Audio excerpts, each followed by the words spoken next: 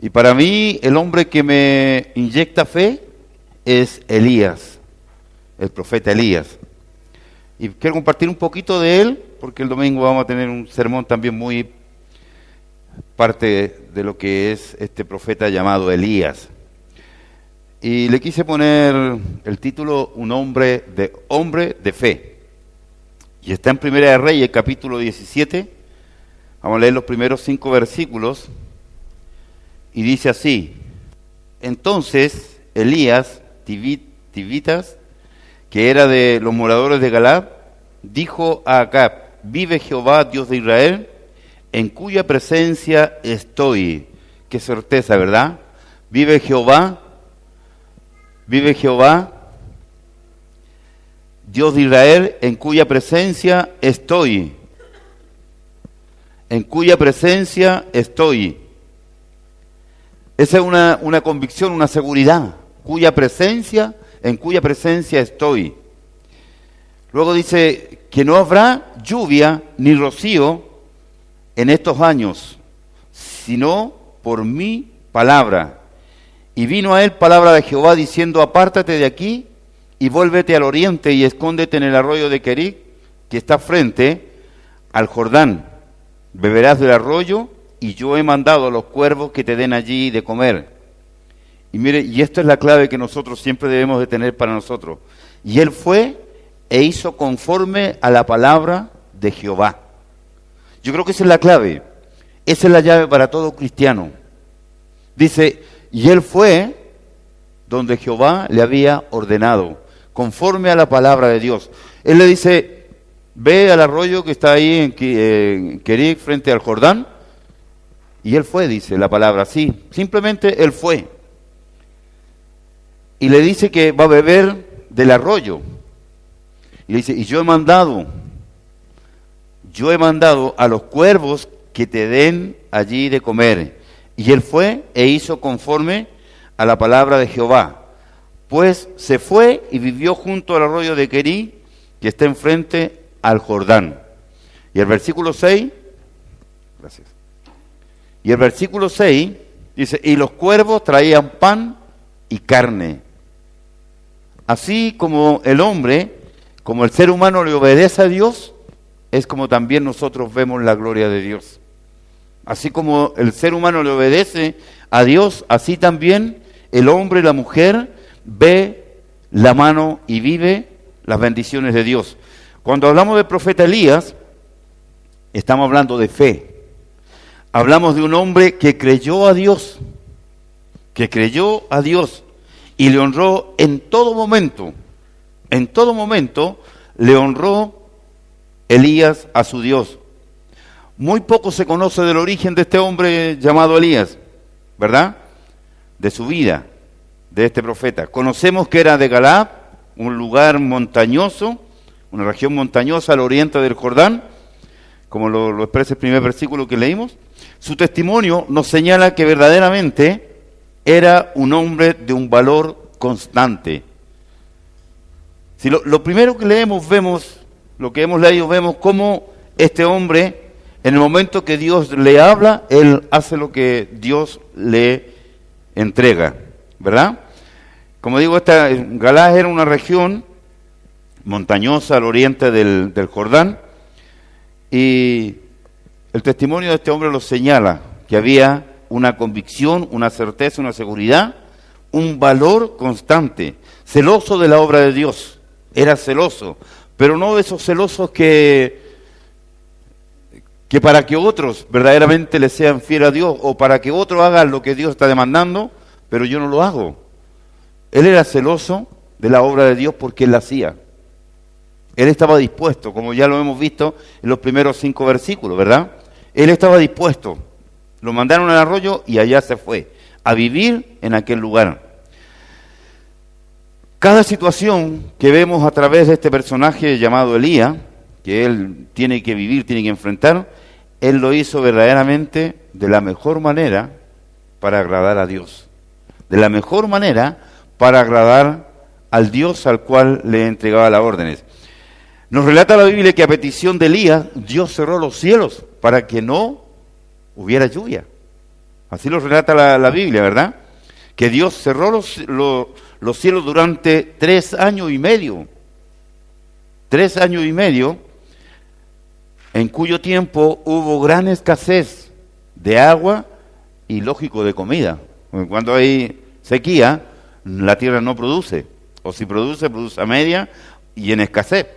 Entonces había una sequía, había una escasez de alimento y de comida, y la situación sumamente crítica durante el periodo de estos años. Elías fue alimentado por los cuervos porque Dios se lo dijo. Le dijo: ve al arroyo de Querí, que está enfrente al Jordán, y yo enviaré a unos cuervos para que te alimenten. Y el versículo 6 lo dice: y los cuervos llegaron y llevaban pan y carne. Le alimentaba, ¿verdad? Imagínense cómo es Dios, ¿verdad? Para los hombres que estamos dispuestos a creerle y a obedecerle. Elías fue alimentado por aquellos cuervos por el cual Dios le había comunicado. Llegaron junto al arroyo ahí, y luego también vemos a la viuda de Sarepta, ¿verdad? ¿Quién ha leído este hermoso pasaje? Cuya tinaja de harina y la vasija de aceite no se agotaron.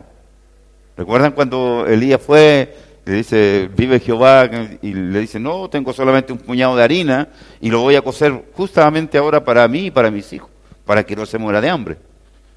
Y Elías le dice: no, mira, prepáralo para mí primero, le dice. No sé si a usted, ¿verdad?, si usted estaría dispuesto a hacer lo que hizo esta viuda de Sarepta, ¿verdad? Luego, conforme a la palabra de Jehová, de lo que le había dicho a Elías, ¿verdad? Ya ahí en el versículo 16 del mismo capítulo encontramos ese pasaje ahí, esas palabras tan conmovedoras. Dice: y la harina de la tinaja no escaseó, ni el aceite de la vasija menguó, conforme a la palabra de Jehová había dicho, que había sido dicha por Elías. Hombre que verdaderamente es digno de ver cómo Dios se glorifica cuando hay obediencia. Le dice: ve, muéstrate acá. Dice: vino palabra de Jehová sobre Elías diciendo: ve, muéstrate acá, y yo haré llover sobre la faz de la tierra. Y ahí en el versículo 18, en el capítulo 18, versículo 1, encontramos, dice: pasado muchos días vino palabra de Jehová a Elías en el 3er año, diciendo: ve, muéstrate acá, y yo haré llover sobre la faz de la tierra. Fue pues Elías a mostrarse al rey Acab, y el hambre era grave en Samaria. Y Acab llamó a Abdías su mayordomo. Abdías era en gran manera, temeroso de Jehová. Otro personaje que también era temeroso de Jehová. Por eso la Biblia a nosotros nos recomienda en algunos pasajes que nosotros tenemos que relacionarlos con personas que los van a edificar, con personas que los van a ayudar, con personas que nos van a encaminar, con personas que los van a fortalecer a través de la conversación, a través del compañerismo, ¿verdad? No debemos de buscar, de refugiarlo en personas que no los van a edificar nuestra vida espiritual. Vemos a Elías, ¿verdad? Y vemos también a este hombre que lo hace. Abdías era un hombre también de fe, era un hombre obediente, era un hombre que se atrevía a creerle a Dios. Porque cuando Jezabel destruía a los profetas de Jehová, Abdías tomó a 100 profetas y los escondió de 50 en 50. Imagínense cuando Elías estaba corriendo el riesgo de que por ahí lo tomaran y lo hicieran desaparecer, este profeta se atrevió a tomar aquellos que estaban, ¿verdad?, siendo usados por el rey para terminar con Elías, y lo escondió, ¿verdad? Lo escondió de 50 en 50 en cuevas y lo sustentó con pan y agua. Con pan y agua, ¿verdad? Muchos morían de hambre, pero llegó el momento de Dios para enviar. Muchos morían de hambre, pero llegó el momento de Dios para enviar nueva lluvia, de nuevo la lluvia, y llamó a Elías, ¿verdad?, el profeta señalado, llamado por él, para que se presentara al rey Acab. Acab fue uno de los reyes más impíos que existió y reinó 22 años en Israel. Este rey fue el más impío de los impíos. Si usted conoce a algún impío, este era peor. Imagínese. Si usted conoce a algún impío, este era peor. Era el rey que la verdad que se las mandó para ser impío. Pero reinó 22 años en Israel. Como gobernante tuvo éxito económico, ¿verdad? Pero el dinero, sabemos, ¿verdad?, de dónde viene, ¿verdad? Sabemos que el dinero viene, así como viene se va. Pero hay que mantener verdaderamente la relación del dador de toda buena dádiva y de todo don perfecto. Y ese es nuestro Dios, ¿verdad? Entonces vemos a este personaje como gobernante, tuvo éxito económico y político por medio de su alianza. Logró que Israel fuese en aquel tiempo una nación próspera y respetable. Una nación próspera y respetable. Acá buscaba Elías desesperadamente por todos los lugares, por todos lados, para matarlo, porque creía que Elías era responsable de la sequía, por la situación, por el hambre que estaba pasando, la sequía, la escasez, todo aquello. Entonces el rey, como rey, culpaba a Elías, ¿verdad? Y lo único que quería era hacerlo desaparecer. A pesar de su búsqueda, a pesar de todo lo que el rey trató de hacer, no lo podía encontrar porque Jehová le había dado la orden. ¿Lo mandó dónde? Al arroyo de Querit, que está frente al Jordán, y yo te voy a enviar unos cuervos para que te alimenten. Los cuervos también obedecieron como Elías y le llevaban pan y carne. Pan y carne le llevaban, ¿verdad? La ubicación geográfica de este arroyo, corría por un escabroso desfiladero, un desfiladero que estaba ubicado en lugares, tiene que haber sido muy apartado de la ciudad, muy apartado de los lugares donde frecuentaba el pueblo, ¿verdad?, la sociedad. Sus paredes estaban llenas de cuevas y se asume que era en una de ellas donde se escondía Elías. Se escondía porque el rey lo único que quería era matarlo, porque a él le atribuía la sequía y todo lo que estaba pasando en ese tiempo. Mientras Elías iba camino a buscar al rey acá, se encontró con un hombre llamado Abdías, que era el mayordomo, el cual era el mayordomo del rey y un hombre temeroso de Dios. Elías, al verlo, le dijo: ve y di a tu amo que yo estoy aquí. Ve, Elías le dice a Abdías, le dice: ve y dile a tu amo, al rey acá, que yo estoy aquí, le dice. Mire cómo es. Ahí en el 18:8 encontramos estas palabras de este profeta tan atrevido como era Elías. Un profeta muy atrevido, porque al encontrar al siervo, al profeta, del mismo que lo andaba buscando para matarlo, le dice, y él respondió: yo soy, ve, di a tu amo, aquí está Elías. Pero él dijo: ¿en qué he pecado para que me entregue a tu siervo, hermano de acá, para que me mate? Vive Jehová tu Dios, que no ha habido nación ni reino a donde mi Señor no haya enviado a buscarte. Y todos han respondido: no está aquí. Lo había mandado a buscar por todos lados, pero todos respondían: no está aquí. No está aquí, le dicen. Abdías, temeroso por su vida, se dirigió hacia el rey a darle la noticia. Él tenía miedo porque sabía que el rey acá buscaba a Elías solamente para matarlo. Y si al llegar acá, al lugar donde estaba o señalado por Abdías, no encontraba a Elías, le mataría a él. Por eso él no quería ir, ¿verdad? Porque él pensó: si él me está diciendo que le diga a mi amo que está en cierto lugar, mientras yo voy, él va a emprender el vuelo.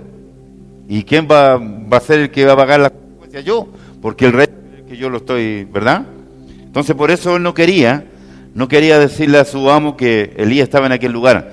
Por lo tanto iba temeroso, pero llegó donde el rey y le dio aviso del paradero de Elías. Acá se dirigió rápidamente a su encuentro. Y cuando acá vio a Elías, acá le dijo: ¿eres tú el que turbas a Israel? El rey le dice a Elías, ¿eres tú el que turbas a Israel? Y él respondió, yo no he turbado a Israel, sino tú y la casa de tu padre, dejando los mandamientos de Jehová. Yo no soy el que he turbado a Israel. Eres tú y la casa de tu padre, que no han sometido, que no han cumplido, que no han asumido los mandamientos, los mandatos que Jehová Dios ha dejado para el pueblo, siguiendo a los dioses de Baal, ¿verdad? Siguiendo a los Baales, le dice. Le demanda Elías al mismo rey, le demanda que ellos estaban sirviendo a los profetas de Baal. Acá iba a matar a Elías, pero este no se atemorizó. Él tenía una convicción, él tenía verdaderamente algo tremendo. Inclusive tenía una encomienda de parte de Dios y estaba dispuesto a cumplirla, porque sabía que si Dios lo había mandado, él lo respaldaría y lo protegería. Ese otro punto que nosotros como líderes, hermanos, como cristianos debemos de tener. Cuando tú te sientes, cuando tú tienes la certeza, cuando tú tienes la seguridad, cuando Dios te ha confirmado, cuando Dios te ha enviado, cuando Dios te ha capacitado, tú lo único que tienes que hacer es ir, avanzar y cumplir. Porque Dios te va a respaldar. Si Dios te da la posibilidad, si Dios te envía, Dios no te va a dejar. Y Elías le entrega la encomienda, porque sabía que Dios estaba con él. Y esa palabra que ya casi no se usa, vive Jehová, mi Dios. Y Elías, como digo, él va y entrega aquello. Él sabía que él lo respaldaría y lo protegería, aún del rey. Para Dios no hay nada imposible. Para Dios no hay nada imposible. Si Dios te llama, no le pongas excusas. Si Dios te llama, si Dios te comisiona, si Dios te envía, si Dios verdaderamente te da una tarea, cúmplela, porque no hay cosa peor que desobedecer a Dios. No hay cosa peor que desobedecer al Creador del universo. No hay cosa peor que endurecerle el corazón a este Dios grande y maravilloso. Y Elías, hermanos amados, lo tenía muy claro, pero todo esto era por la fe y el temor que él tenía hacia la obra de Dios. Por la fe y el temor que él, por el celo que tenía por la obra de Dios. Entonces, cuando Dios te llama, no le pongas excusa, no le digas que no. Si tienes a Dios, no le tengas miedo a nadie. Tienes que avanzar. Tienes que avanzar. Anoche también compartí algo así en la oración. Dios, cuando Moisés fue y se quejó del pueblo de Israel, que era rezongón, que era aquí, que era allá, que no hacían nada, que eran tercos, que eran duros de servir, lo único que Jehová le dijo a Moisés: Moisés, otra vez vienes con el mismo cuento. Dile al pueblo de Israel que marche, dile que avancen, dile que vayan, dile que hagan. Nada más. ¿Por qué vienes otra vez acá? Elías lo tenía claro, hermanos amados, y es necesario que nosotros lo tengamos también claro. Dios te dice que hables, no calles. A Pablo también le dice en Hechos 20, me parece, le dice: mira, Pablo, no calles, aquí hay mucho pueblo de Dios, así que no calles, habla lo que tienes que hablar, porque aquí hay mucho pueblo mío. Y a Elías le está diciendo lo mismo: no calles cuando Dios te dice que hables. Lleva el mensaje con confianza, que si Dios está contigo, ¿quién contra ti? Si Dios está con nosotros, hermanos, ¿quién contra nosotros? Ahora, lo que nosotros, hermanos amados, tenemos que empaparlo es de la estrategia, de la visión que Dios nos está dando. Tenemos que empaparlo, tenemos que involucrarlo. Anoche también decía, nosotros tenemos, hermanos amados, que los que están trabajando con 2 o 3, que son parte de los 12 que tienen cada uno de los 12, debemos de empaparlos con la visión, debemos de hablarle de la visión. No se salgan de la visión, no dejen de lado la visión, no dejen de lado el plan del maestro, no dejen de lado la palabra multiplicación, crecimiento, no dejemos de lado aquello. En el momento que nosotros lo dejamos de lado, los discípulos van a ser verdaderamente desviados. Tenemos, hermanos amados, que empaparlo. Por eso les decía, si un líder de los 12 tiene 4 y uno no está, hágalo con los 3. Si tiene 2 y falta 1, hágalo con el 1. Ore con él, comparte la visión, hable de la visión, para que pueda verdaderamente empaparse No podemos, hermanos amados, hoy día estar diciendo algo y mañana otra cosa. Tenemos, hermanos, que empaparlo, tenemos que comer, tenemos que fortalecerlo de la palabra de Dios, pero transmitir, hermanos amados, la visión, la estrategia que Dios nos ha enviado, que nos ha dado, no a nosotros, pero por misericordia, hermanos amados, somos parte de aquello. Y la visión, hermanos amados, usted ya ha escuchado no sé cuántas veces que no es un plan de hombre, usted lo encuentra a través de la palabra de Dios. Lo que hizo Jesús, el consejo que le dio Jetro a su yerno Moisés, cuando lo vio ahí con una enorme fila de hombres y mujeres para quejarse, y él ahí sentado, y era las 3, 4 de la tarde. Moisés, ¿qué haces aquí? Le dice, ¿qué haces aquí? Mira, vas a matar a toda esta gente y vos te vas a morir también, porque no eres capaz para esto.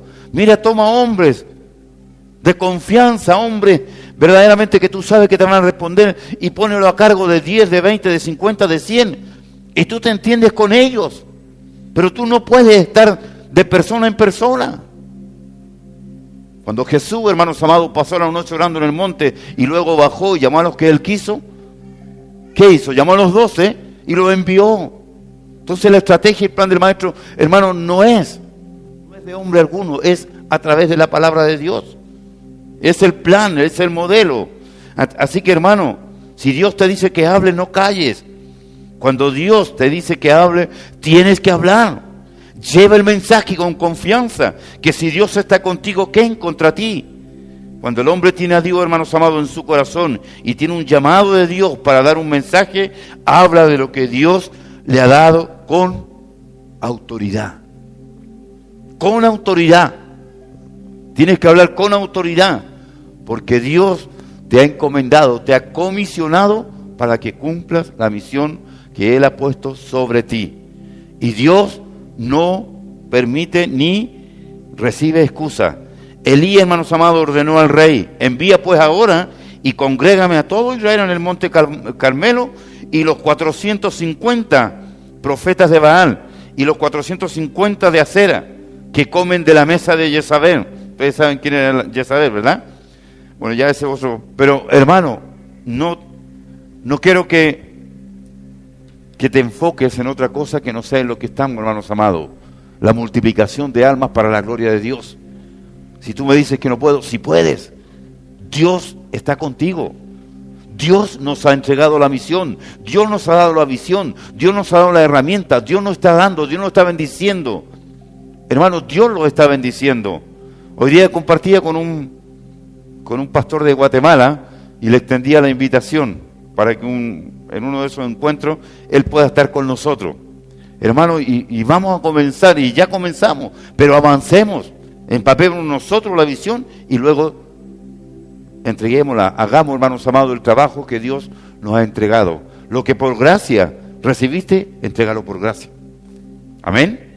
Así que a ti te digo, líder de los 12, toma tus 12, toma tus 3, 4, 5, empápalos de la visión. Habla de la visión, habla del tema. No te vayas ni para allá ni para acá. No, habla de lo que estás haciendo y de lo que Dios nos está respondiendo.